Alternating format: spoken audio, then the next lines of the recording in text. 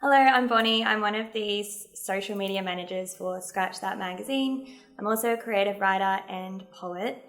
I would say that in my poetry, I have a lot of imagery, metaphors, symbolism that I do try to experiment with, along with form, so how the poem is actually set out on the page.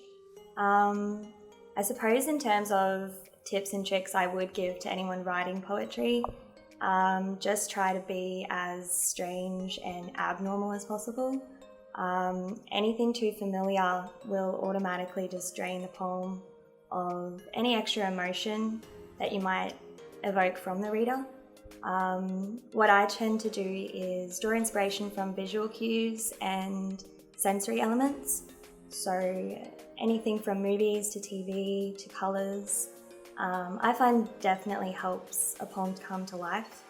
I guess as well also just straying from stereotypical sensory elements and colours in poems. So instead of just using the word red, just try to expand on it times 10. So what looks red or what symbolises red or what your feeling comes to when you see the colour red. So just keep expanding on something until you reach a point that you think is just the most weirdest thing, but also connects to the whole theme and meaning of your poem.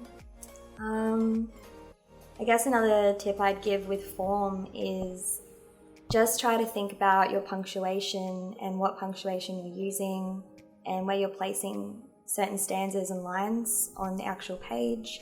So if you're trying to break a line or a word away from the rest of the poem, there has to be a meaning behind it.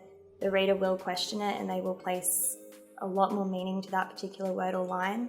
So you have to know for sure and have confidence in what you're actually doing. In terms of punctuation particularly as well, try to just experiment with things other than just commas. Try em dashes and n dashes and slashes, because any punctuation is a breath in the poem. So if you're using different aspects and elements, it can definitely add more meaning and maybe slow the reader down or quicken them up, just to how you want and how to express the meaning that you want to express in the poem.